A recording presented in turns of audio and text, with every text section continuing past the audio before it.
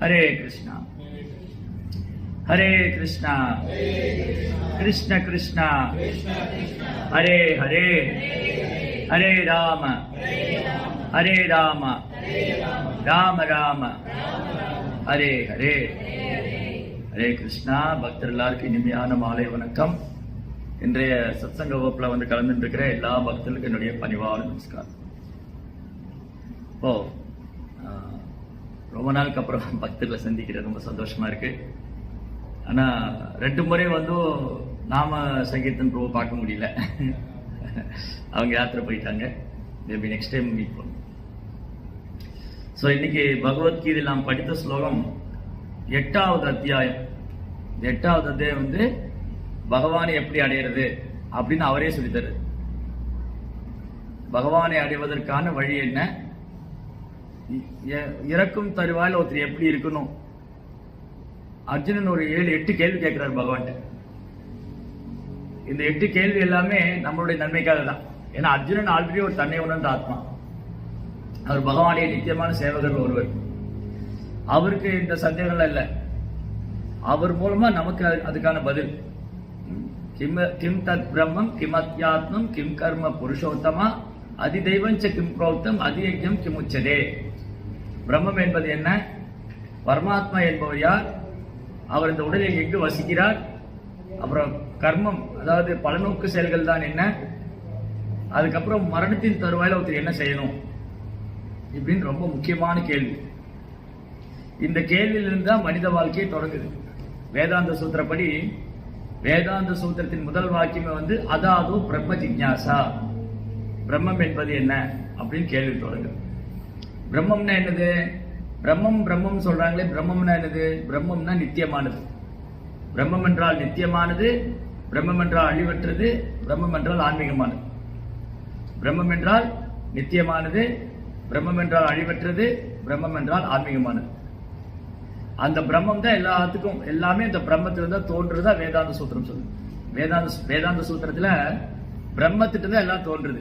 சர்வம் கலோயிதம் பிரம்மம், எல்லாம் பிரம்மத்திலும் தொடங்குது, எல்லாம் பிரம்மத்திலையும் முடியுது. சரி, பிரம்மம் பிரம்மம் பிரம்மம்னா எல்லாம் பிரம்மத்திலிருந்து தொடங்குது, எல்லாம் பிரம்மத்திலே முடியுது. அந்த பிரம்மம் தான் எல்லாத்துக்கும் ஆதாரமா இருக்கு. அந்த பிரம்மத்துக்கு ஆதாரம் யாருன்னு ஒரு கேள்வி இல்லையா? எல்லாம் பிரம்மத்திலும் தொடங்குது, எல்லாம் பிரம்மத்திலும் முடியுது. அந்த பிரம்மம் நித்தியமானது, அந்த பிரம்மம் அழிவற்றது, அந்த பிரம்மம் ஆன்மீகமானது. அப்படின்னா அந்த பிரம்மம் எங்கிருந்து வந்துச்சு, அந்த பிரம்மம் தான் என்ன? அதுக்கு கிருஷ்ணர் ரொம்ப அழகா சொல்றார், பிரம்ம நோகி பிரதிஷ்டாகம். பகவானுடைய ஒரு அம்சம், ஒரு பகுதி தான் பிரம்மம். அந்த பிரம்மத்துக்கு ஆதாரம் கிருஷ்ணர் தான். எல்லாம் பிரம்மம் பிரம்மம்னா அந்த பிரம்மத்துக்கு ஆதாரம் யாருன்னு ஒரு கேள்வி வருது இல்லையா? எல்லாம் மாயாவாதிகள் என்ன செய்வாங்க, மாயாவாதிகள் பக்தர்கள்.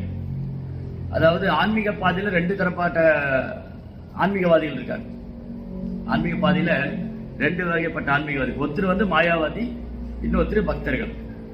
இந்த மாயாவாதிகள் என்ன பண்ணுவாங்க, பகவானுடைய ரூபத்தை ஏற்றுக்கிறது இல்லை. கடவுள் வந்து உருவமற்றவர், கடவுள் வந்து உருவமற்றவர், அருவமானவர். அவர் எங்க வியாபிச்சிருக்காரு, அந்த பிரம்மம் தான் எல்லாமே அப்படின்னு மாயாவதியில் என்ன முடிவுக்கு வந்துடுறாங்க, பிரம்மத்தை உணர்றதுலேயே திருப்தி அடைச்சிடுறாங்க.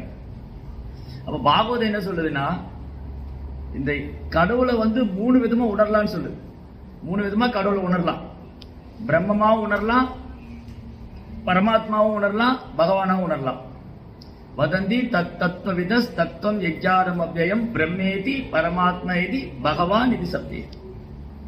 பகவான பிரம்மமாவும் உணரலாம், பரமாத்மாவும் உணரலாம், பகவானாவும் உணரலாம். அதுக்கு பிரபுபாத் கொடுக்குற உதாரணம் என்னன்னா, சூரியனை உதாரணமா சொல்றார். சூரிய கதிர்கள், சூரிய வட்டம், சூரிய கோலம். இப்ப நம்ம எல்லாம் இந்த அறைக்குள்ள இருக்கோம். இந்த அறைக்குள்ள இருந்துட்டு சூரியன் வந்துருச்சா, சூரியன் இருக்கா அப்படின்னு கேட்டா இருக்கு. எப்படி இருக்கு, இந்த அறைக்குள்ளேயும் சூரியன் இருக்கு, இந்த அறைக்குள்ள சூரியன் இருக்கு, இந்த ஹால்லயும் சூரியன் இருக்கு. எப்படி சூரியன் இருக்கு இந்த ஹால்ல, அதோட எனர்ஜி மூலமா இருக்கு.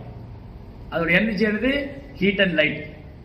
சூரியன் இந்த அறைக்குள்ளே இருக்கு, அது சக்தி ரூபத்தில் இங்க உள்ள வருது. அதோடைய வெளிச்சம் உஷ்ணம். எப்போ நம்ம கதவை திறந்தோடனே இல்ல ஜன்னலை திறந்தோடனே அது அந்த ஜன்னல் வழியா வெளிச்சம் வருது, உஷ்ணம் வருது, அப்ப சூரியன் இருக்கு. ஆமா. சோ வெளிச்சத்தையும் உஷ்ணத்தையும் உணர்றதுனால சூரியனை உணரலாம். சூரியன் இருக்குன்னு முடிவு பண்ணலாம். இந்த வெளிச்ச உஷ்ணங்கிறது வந்தது சூரியன்ல இருந்து வருது, அப்ப சூரியன் இருக்கு. ஆனா சூரியனை ஏற்றுக்க மாட்டேன், இந்த வெளிச்ச உஷ்ணம் மட்டும் தான் எல்லாமே சொல்ல முடியாது இல்லையா? நான் வந்து ரூம்ல உட்காந்துட்டு இந்த வெளிச்ச உஷ்ணம் தான் சூரியனா, இந்த வெளிச்ச உஷ்ணம் எங்கிருந்து வருதுன்னு ஒரு கேள்வி வருது. அப்ப அந்த சூரிய வட்டத்துல இருந்து வருது. சரி, அப்ப சூரிய வட்டம்னு ஒண்ணு இருக்க போய் தான் அந்த சூரிய வட்டத்துல இருந்து வெளிச்ச உஷ்ணம் வருது. அப்போ வெளிச்சத்தையும் உஷ்ணத்தையும் மட்டுமே வச்சு சூரியனை உணர முடியும், ஆனா முழுமையா உணர முடியாது. சூரியன் இருக்கா? இருக்கு. வெளிச்சம் வந்தது, அதனால சூரியன் இருக்கு. உஷ்ணம் மேல பட்டது, சூரியன் இருக்கு. சூரியன் ஒன்று இருக்க போய் தான் இந்த வெளிச்ச உஷ்ணம் மேல படுது.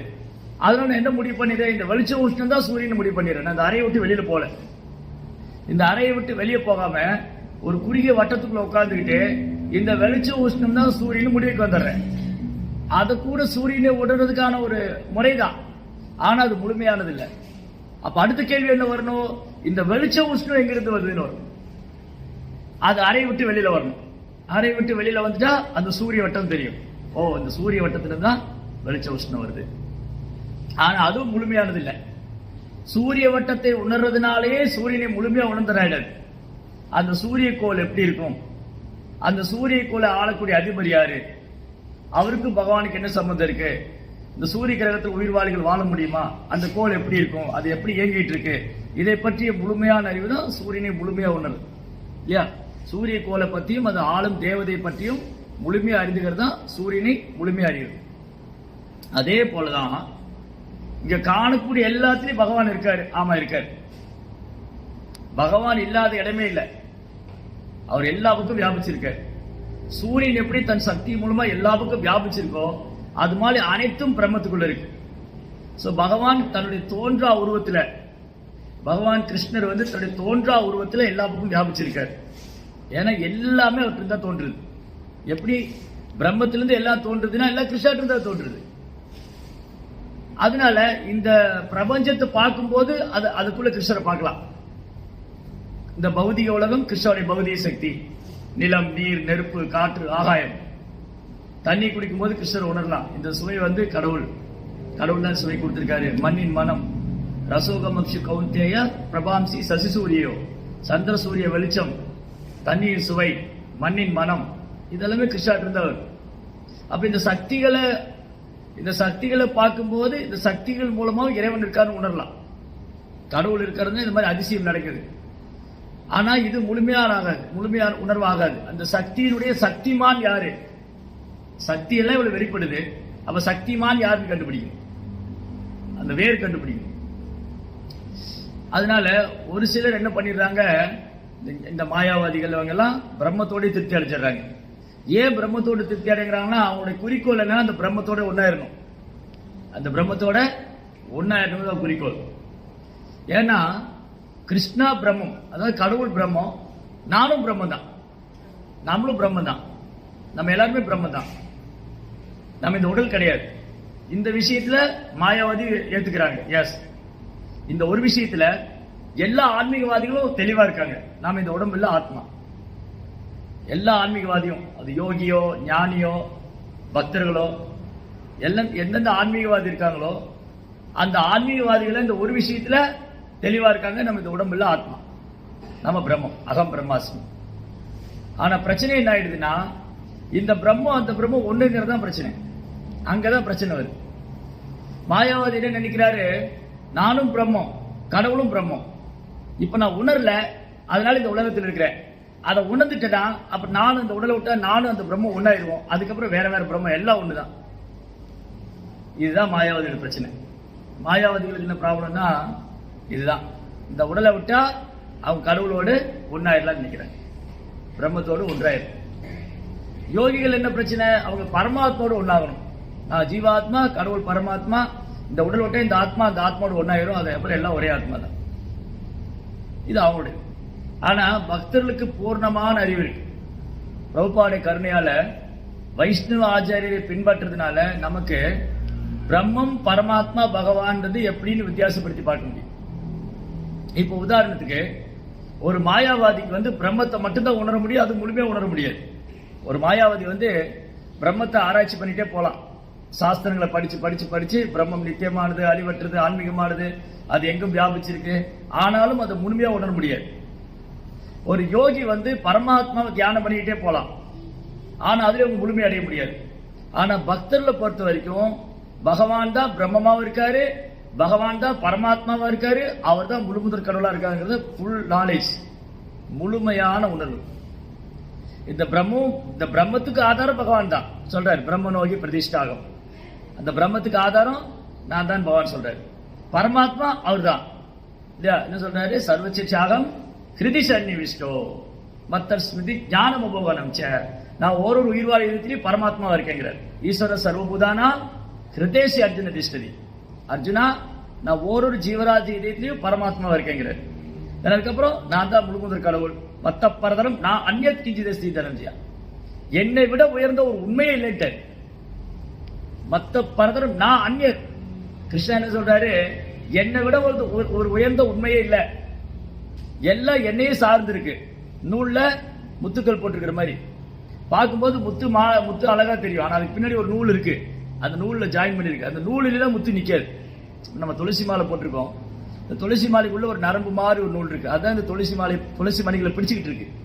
ஆனா வெளியில பார்க்கும்போது துளசி மணி மட்டும் தெரியுது, ஆனா உள்ள அந்த நரம்பு இருக்கிறனாலதான் அந்த மணிகள்லாம் அந்த மணிகளை தாங்கி இருக்கு. அதே மாதிரி எல்லாத்துக்கும் பின்னாடி கிருஷ்ணர் இருக்காரு. கிருஷ்ணா வந்து தன் சக்தியின் மூலமா எங்கும் வியாபிச்சிருக்காரு. அவர் இதயத்துல பரமாத்மாவும் இருக்காரு, அவர் கோயில்ல முழுமுதற் கடவுளா இருக்காரு. இதுதான் கம்ப்ளீட் நாலேஜ். இந்த முழுமையான அறிவு பக்தர்களுக்கு தான் இருக்கு. யோகிகள் ஞானிகள் இந்த முழுமையான அறிவு கிடையாது. ஏன் யோகிகள் ஞானிகளுக்கு இந்த முழுமையான அறிவு இல்லைன்னா அவங்க கிருஷ்ணர் ஏற்க மறுக்கிறாங்க, கிருஷ்ணாவுடைய சச்சிதானந்த ரூபத்தை ஏற்க மறுக்கிறாங்க. கிருஷ்ணாவை முழுமுதற் கடவுளா ஏற்க மறுக்கிறதுனால யோகிகள் ஞானிகள் இவங்களுக்கெல்லாம் வந்து கிருஷ்ணரா உணர முடியாது. அதனால அர்ஜுனனுக்கு தெரியும் கிருஷ்ணா முழுமுதற், அதனால புருஷோத்தமாங்கிறார். அர்ஜுனனுக்கு தெரியும் கிருஷ்ணா முழுமுதற் கடவுள், அதனாலதான் புருஷோத்தமா, புருஷர்களே உத்தமா, உத்தத்தமா. பிரபுபாத சொல்வார் உத்தத்தமாங்கிற வார்த்தை பிரிக்கிறார். அறியாமைகளுக்கெல்லாம் அப்பாற்பட்டவர். இந்த பௌதிக குணங்கள், ஜடையத்தின் 3 குணம், அதனால விளையக்கூடிய அறியாமை, இதுக்கெல்லாம் அப்பாற்பட்டவர் கிருஷ்ணா. ஆனா கிருஷ்ணா வந்து உத்தமம், புருஷோத்தமா.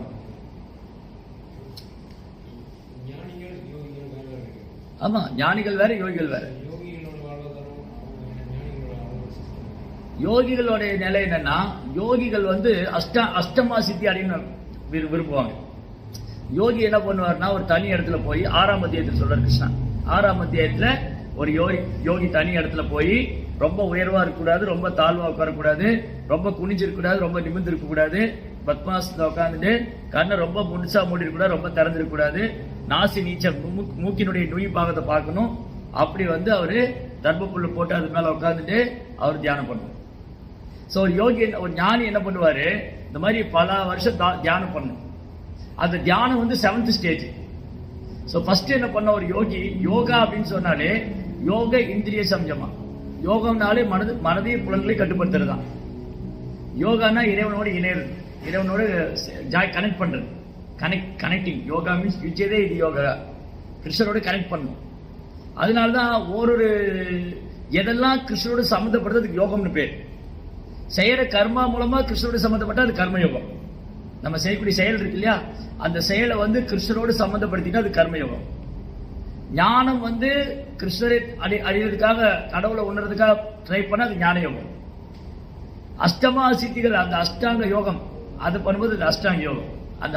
அந்த யோகத்தின் மூலமா இறைவனை உணர முயற்சி பண்றது, பரமாத்மா உணர முயற்சி பண்றது. அப்போ இந்த அஷ்டாங்க யோகத்துல வந்து 8 ஸ்டேஜ் இருக்கு. யமா, நியமா, பிரத்யாகாரா, பிராணயாமா, ஆசனா, தாரணா, தியானா, சமாதி. சமாதி வந்து 8th ஸ்டேஜ்.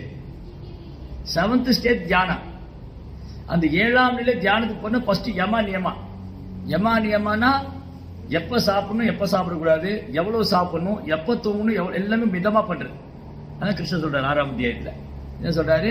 யுக்த ஆகார விகாரஸ்ய யுக்த சேஷ்ட கர்மசு யுக்த சப்னாவபோதஸ்ய யோகோ பவதி துக்கா.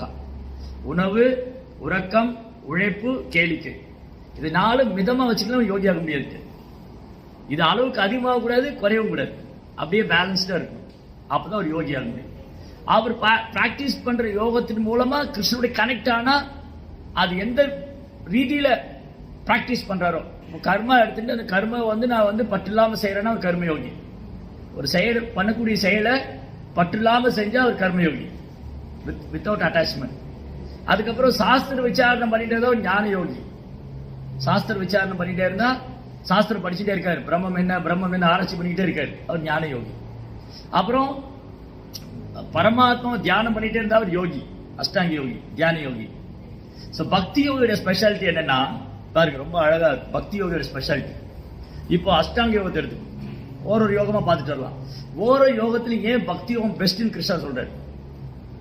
அதாவது 6ஆம் அத்தியாயம் வரைக்கும் கிருஷ்ணர் பல்வேறு யோக முறைகளை பத்தி சொல்றாரு. 3ஆம் அத்தியாயம் கர்ம யோகம். ஃபர்ஸ்ட் அர்ஜுன விஷாட யோகம். முதல் அத்தியாயம் அர்ஜுன விஷாட யோகம், அர்ஜுனுடைய கேள்வி கிருஷ்ணனுடைய பதில். 2வது சாங்கிய யோகம், உடல்னா என்ன ஆத்மானா என்ன, ரெண்டுக்குள்ள வேறுபாடு என்ன, இந்த உடல் எப்படி இயங்குது, ஆத்மா எப்படி இயங்குது. 3வது கர்ம யோகம், எப்படி செயலை பற்றில்லாம செய்யறது. 4வது ஞான யோகம், எப்படி உன்னத ஞானத்துல நிலை பெற்று இருக்கிறது. 5வது நிஷ்காம கர்ம யோகா அல்லது கிருஷ்ண உணர்வு செயல். பற்றில்லாம செய்யறது மட்டும் இல்ல, கிருஷ்ணருக்காக செயலாற்றுறது அப்படின்னு சொல்றாரு. வெறுமனே பற்றில்லாம செயலாற்றினா மட்டும் பத்தாது, அது கிருஷ்ண திருப்திக்காக பண்ணணும், கிருஷ்ணாவோட திருப்திக்காக அந்த செயல் இருக்கும். 6ஆம் அத்தியாயத்துல தியான யோகம். அப்ப இந்த 6 அத்தியாயம் வரைக்கும் கிருஷ்ணா ஒவ்வொரு யோகமா சொல்லிட்டே வர. முதல்ல நீ செயல் பண்ணு, பற்றுதல் கொள்ளாதீங்கிற. செயல் பண்ண வேண்டியது உன்னோட டியூட்டி, இந்த யுத்தம் பண்ண வேண்டியது உன் கடமை, ஆனா பற்றுதல் வச்சுக்காத. கிருஷ்ணர் மாதிரி சிஸ்டமேட்டிக்கா யாராலும் பிரச்சாரம் பண்ண முடியாது. Bhagavad Gita systematic preaching. ஆக்சுவலி பகவத்கீதைனாலே சிஸ்டமேட்டிக்கா பிரீச் பண்ணி அழகா ஆளை தூக்கி பக்தராக்கிடுவார். கிருஷ்ணாவுடைய நோக்கமே, பகவத்கீதை நோக்கமே ஒருத்தரை பக்தராக்கிறதா, வேற ஒரு நோக்கம் இல்ல. ஹோல் பகவத்கீதா, என்டையர் பகவத்கீதாவுடைய மெயின் விஷயமே நம்ம டிவோட்டி ஆகணும், அவரை சரணடைய வைக்கணும், நம்ம பக்தராகணும். அதுதான் ஹோல் ப்ரோக்ராம். ஹோல் பகவத்கீதை ப்ரோக்ராமே ஜீவாத்மா கிருஷ்ணரை சரணடையணும். அதுக்கு சிஸ்டமேட்டிக்கா சொல்றாரு. முதல்ல அர்ஜுனனை பேச விட்டார் கிருஷ்ணர். ஃபர்ஸ்ட் அத்தியாயம் முதல் அத்தியாயத்துல பாருங்க, கிருஷ்ணர் 1-2 வார்த்தை தான் பேசியிருப்பார். கேட்கிறாரு, என்ன கேட்கிறாரு, அர்ஜுனன் கேட்கிறாரு, இந்த ரதத்தை எங்க நிப்பாட்டணும், இவ்வளவுதான் கிருஷ்ணர் கேட்டார். அதுக்கப்புறம் அர்ஜுனன் சொன்னாரு, இங்க இப்படி யுத்த பூமி கொண்டு போங்க. அப்புறம் யாரு முன்னாடி போய் நிப்பாட்டணும், இங்க பீஷ்மர் இருக்காரு, துரோணர் இருக்காரு. இந்த 2 வார்த்தை தான் கிருஷ்ணர் பேச. முதல் அத்தியாயத்துல 2 வார்த்தை தான் கிருஷ்ணர் பேசியிருப்பாரு. அப்புறம் துரியோதன் 2-3 வார்த்தை பேசியிருப்பாரு, திருதராஷ்டிரர் பேசியிருப்பாரு, சஞ்சயன் பேசியிருப்பாரு. மீதி எல்லா ஸ்லோவும் அர்ஜுனன் பேசினதுதான். அர்ஜுனன் பெரிய பண்டிதன் மாதிரி பேசினாரு வேற. அது கிருஷ்ணரே சொல்றாரு, நீ பெரிய பண்டிதன் மாதிரி பேசினாரு. அதனால முதல்ல பேச விட்டாரு. நம்ம எப்பவுமே இது ஒரு டெக்னிக். ஆக்சுவலி என்ன டெக்னிக்னா, பிரச்சாரம் பண்ணும் முதல்ல நம்ம பேசக்கூடாது, அவங்க முதல்ல பேச விடணும். அப்ப அவங்க என்னென்ன குப்பைகள்லாம் மண்டையில இருக்கு நமக்கு தெரிஞ்சு போயிடும். அப்படி பண்ணக்கூடாது. ஒருத்தர் வந்தாருன்னா நம்ம அவங்கள உட்கார வச்சு பகவத்கீதை, பாகவதம், சைத்தன்ய சரிதாமிரதம் அப்படியே ஒரே நாள் இன்ஜெக்ஷன் போற மாதிரி போட்டக்கூடாது. அவ்வளவுதான், அப்படி பண்ணக்கூடாது. முதல்ல அவங்களுக்கு என்ன தெரிஞ்சிருக்கு, அவங்க மைண்ட்ல என்ன இருக்கு, அவங்க எந்த மாதிரி பர்சன், அவங்க கடவுள் நம்பிக்கை இல்லாதவங்களா, இல்ல நான் சொன்ன மாதிரி கடவுள் நம்பிக்கை இருக்கு ஆனா கடவுள் உருவம் இல்லைன்னு நினைக்கிறவங்க. சில பேர் கடவுள் நம்பிக்கை இல்லாதவங்களா இருக்கலாம், இல்ல கடவுள் மேல நம்பிக்கை இருக்கா நான் உருவம் இல்லைன்னு நினைச்சிட்டு இருக்கலாம், இல்ல எல்லா கடவுளும் ஒண்ணுதான் நினைச்சிட்டு இருக்கலாம். இந்த மாதிரி சோ மெனி திங்ஸ் அவங்க மைண்டுக்குள்ள இருக்கலாம். சில பேர் இதை பத்தி யோசிக்காமலே இருக்கலாம். சில பேர் ஆத்மானா என்னன்னு தெரியாம யோசிக்காம இருக்கலாம். இந்த மாதிரி பல விஷயம் இருக்கு. அதனால ஃபர்ஸ்ட் அவங்கள பேச விடணும். அவங்களை பேச விட்டா நம்ம தெரிஞ்சுக்கலாம் அவங்க எந்த விஷயத்துல எந்த மாதிரி அவங்க திங்கிங் இருக்குன்னு. அதுக்கு தகுந்த மாதிரி நம்ம பிரச்சாரம் பண்ணலாம். இப்ப அர்ஜுன் கிருஷ்ணர் என்ன பண்ண போது அர்ஜுன் பேச விட்டாரு. பேச விட்டு வேடிக்கை பார்த்தாரு. அதுக்கப்புறம் என்ன சொன்னாரு, அர்ஜுனா நீ ரொம்ப நல்லாதான் பேசின, உன்னுடைய பேச்சுல ரொம்ப நல்லா தான் இருந்தது, ஆனா ஒரு பிரயோஜனம் இல்லை, நீ ஒரு முட்டாள் மாதிரி இருக்கேன்னு. நான் பேச்சு ரொம்ப நல்லா இருந்தது. அசோச்சான அனசோச்சத்துவம் பிரஜாவாதாம்ச பாசு, எவ்வளவு அற்புதமா நீ ஆர்கியூ பண்ண, ஆனா உனக்கு தெரியல எதுக்காக கவலைப்படணும்னு. தேவையில்லாததுக்கெல்லாம் உட்காந்து கவலைப்பட்டு இருக்கேன், தேவையில்லை அதுக்கு போய் கவலைப்பட்டு இருக்கேன். அப்போ 2ஆம் அத்தியாயத்துல கிருஷ்ணர் ஆத்மானா என்ன உடல்னா என்னன்னு சொல்றாரு. உடலுக்கு ஆத்மாக்குள்ள பேதம். அப்புறம் அர்ஜுனன் நினைச்சிட்டு இருக்காரு, இந்த யுத்தம் பண்ண வேணாம், இது பண்ணா பாவம் சேரும், இப்படி எல்லாம் சொல்லிட்டு இருந்தாருல, எனக்கு அவமானம். அது கிருஷ்ணர் சொல்றாரு, இல்ல இது நீ ஒரு சத்திரியா, ஒரு டியூட்டி, நீ இதை பண்ணலைன்னா தான் உனக்கு அவமானம். இப்போ சத்திரியாவோட கடமை என்னது, பொதுமக்களை பாதுகாக்கணும். அப்போ அசுரன் கையில ஆட்சி இருக்கு. அசுரன் வந்து துரியோதனன் அரசு சபையில உட்கார்ந்துட்டு இருக்கான். அவன்கிட்ட இருந்து மக்களை காக்க வேண்டிய பொறுப்பு அர்ஜுனனுக்கு இருக்கு. அர்ஜுனன் என்ன நினைக்கிறாரு, வேண்டாம் அவனே வச்சுக்கிட்டு நினைக்கிறாரு. அப்ப என்ன, இது எஸ்கேப் ஆகுது இல்லையா, இது தப்பிக்க பாக்குது. அர்ஜுனன் வச்சுக்கிட்டும் எனக்கு துரியோதனன் வச்சுக்கிட்டும் எனக்கு வேணாம்னு நினைக்கிறாரு இல்லையா. பட் ஆனா கிருஷ்ணர் என்ன சொல்றாரு, நீ இதை பண்ணலைன்னா தான் உன்னை மக்கள் அவமானமா பேசுவாங்க. அர்ஜுனன் கோழை, இவன் தர்மப்படி நடக்கல, இவன் வந்து அநீதி பண்றவன்ட்டு எனக்கு தர்மாவை காப்பாத்திருக்கணும், இவன் விட்டுட்டு போயிட்டான், அதனால இது பண்ணலைன்னா தான் உனக்கு அவமானம். அர்ஜுனன் என்ன நினைச்சாரு, இந்த யுத்தம் பண்ணா எனக்கு அவமானம் நினைச்சாரு. கிருஷ்ணர் என்ன சொல்றாரு, இதை பண்ணலைன்னா தான் உனக்கு அவமானம். அதுக்கப்புறம் என்ன சொல்றாரு, சரி ஓகே அர்ஜுனா உன்னுடைய வாதத்துக்கே வரேன். ஒன்னே இந்த யுத்தம் வந்து வெற்றி பட்டீங்கன்னா உனக்கு ராஜ்யம் கிடைக்கும், வெற்றி பட்ட ராஜ்யம். ஒருவேளை இந்த யுத்தத்தில் இறந்து போனா நீ சொர்க்கத்துக்கு போவ. இது வந்து கர்மகாண்டம். கர்மகாண்டம் என்னது, இந்த செயல் பண்ண எனக்கு என்ன பலன் கிடைக்கும். இப்போ கேட்கல ஒருத்தர், சரிங்க அர்ஜுனன் கிருஷ்ணர் யுத்தம் பண்ற சொல்றாரு, அர்ஜுனன் யுத்தம் பண்ண அவருக்கு என்ன கிடைக்கும். அர்ஜுனே கேட்கலாம், எனக்கு என்ன பிரயோஜனம், ஜெயிச்சா ராஜ்யம், இறந்து போனா சொர்க்கம், வேற என்ன வேணும் உனக்கு, ஏன்னா தர்மத்துக்காக நடக்கிற யுத்தம். அவ ஃபர்ஸ்ட் கிருஷ்ணர் என்ன பண்ணாரு, கர்மகாண்டத்தை சொல்றாரு. அதுக்கப்புறம் என்ன பண்றாரு, அதை விட உயர்ந்தது கர்ம யோகம். கர்மண்யேவாதிகாரஸ்தே மாபலேசு. கிருஷ்ணா வந்து சொல்றாரு, நீ உன் செயலை மட்டும் பண்ணு, பலனை எதிர்பார்க்காதீங்க. அப்ப என்ன அர்த்தம், அந்த பலனை கூட அனுபவிக்க கூடாது, நீ உன் டியூட்டி பண்ண, அவ்வளவுதான். உன் கர்மத்தை யோகமா செய். யோக கர்மசு கௌஷலம். உன் கர்மத்தை யோகமா செஞ்சிருங்க. அதுக்கப்புறம் 4ஆம் அத்தியாயம் வரும்போது அதை விட உயர்ந்தது ஞானம். ஒருத்தர் உன்னத ஞானத்தில் நிலைபெற்றிருக்கும் போது அவனுக்கு எந்த இழப்பும் கிடையாது. உன்னதமா ஞானம் என்னது, நான் இந்த உடலில் ஆத்மா, கிருஷ்ணர் இந்த பரமாத்மா, இந்த உலகம் தற்காலிகமானது, இதெல்லாம் இந்த உன்னதமா ஞானம். அந்த ஆத்மாவின் தளத்துல அந்த சிந்தனையில ஞானத்தில் இருக்கும்போது உனக்கு என்ன பிரச்சனை, அப்போ நீ முக்தி அடைவாய். ஒருவேளை ஃபர்ஸ்ட் என்ன சொன்னாரு, இந்த யுத்தத்துல ஜெயிச்சா ராஜ்யம், தோத்தா இறந்து போனா சொர்க்கம். ரெண்டாவது அதையெல்லாம் எதிர்பார்க்காத, வெற்றியோ தோல்வியோ உன் கடமை செய், வெற்றியோ தோல்வியோ உன் கடமை செய். 3ஆம் அத்தியாயம். 4ஆம் அத்தியாயத்துல வெற்றி தோல்வி கடமை எதை எதிர்பார்க்காத, இந்த பிறப்பிறப்பு விடுபடணும், எல்லா பாவத்திலிருந்து விடுபடணும், நீ பரம்பொருளை அடையணும், வீட்டு பெருவாள் நிலை அடையணும். 5ஆம் அத்தியாயத்துல அதை காட்டிலும் உயர்ந்தது, நீ கிருஷ்ண உணர்வுல செயலாற்றுறது, நிஷ்காம கர்ம யோகா. நீ செயலுடைய பலனை அனுபவிக்கும் நினைக்காத, அது மேல பற்றுதல் கொள்ளாத, வெறுமனே கிருஷ்ணரை திருப்தி பண்றதுக்காக செய், என்னுடைய திருப்திக்காக செய். இப்ப அர்ஜுனன் குழப்பம் ஆயிடுச்சு, இவர் செயலை செய்யன்னு சொல்றாரா வேண்டாங்கிறாரா. அப்ப கிருஷ்ணர் சொன்னாரு, நீ செயல யோகமா செய்யணும்னாரு. அதுக்கப்புறம் தான் இந்த அஷ்டாங்க யோகத்தை பத்தி சொல்றாரு, அதாவது கிருஷ்ணரை எப்படி பகவானை நினைச்சிட்டு செய்யறது.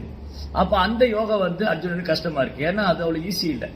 அதாவது பகவானை தியானிக்கிறதுக்கு அவ்வளவு எளிமையான காரியம் இல்லை. அந்த தியானங்கிற ஸ்டேஜுக்கு வர்றதுக்கு முதல்ல 6 ஸ்டேஜ் கிராஸ் பண்ணணும். முன்னே சொன்ன மாதிரி யமா நியமா, என்ன செய்யணும் என்ன செய்யக்கூடாது, எது சரி எது தப்பு, எப்ப சாப்பிடணும் எப்ப தூங்கணும், எவ்வளவு சாப்பிடணும், எல்லாமே ஒரு லிமிடேஷன் இருக்கு. இது யமா நியமா, இதுதான் ஃபர்ஸ்ட். அதுக்கப்புறம் பிரத்யாகாரா, புலனடக்கம், புலன்களை கட்டுப்படுத்தணும், மனதை கட்டுப்படுத்தணும், மூச்சு பயிற்சி பிராணாயாமா, இதெல்லாம் பண்ணி அப்புறம் ஆசனா. இப்ப நம்ம ரொம்ப நேரம் இங்க உட்காந்துருக்கணும்னா உடம்பு ஒத்துழைக்கணும் இல்லையா. ரொம்ப நேரம் நம்ம இப்ப உட்காந்துருக்கணும்னா இன்னைக்கு எவ்வளவு பேர் உட்கார முடியுது, 10 நிமிஷம் 15 நிமிஷம் உட்காருவோம், அப்புறம் செவுத்துல சாஞ்சு உட்காந்துருவோம், அப்புறம் முட்டி போட்டு சமணம் போட்டு உட்கார முடியாது, உடம்பு கோஆபரேட் பண்ண மாட்டேங்குது. ஏன்னா நம்ம உடம்பு நம்ம கண்ட்ரோல் இல்லை. அப்போ முதல்ல அதை கண்ட்ரோல் பண்ணணும், அதுக்கு சில ஆசனங்களை பயிற்சி பண்ணணும். அப்போ யமா நியமா பிரத்யாகாரா பிராணாயாமா ஆசனா தாரணா, புலன்கள்லாம் கட்டுப்படுத்தி மனதை கட்டுப்படுத்தி, அதுக்கப்புறம் தான் ஒரு தியானம். தியானத்துக்குள்ள போகணும், இதெல்லாம் முதல்ல நடக்கணும்.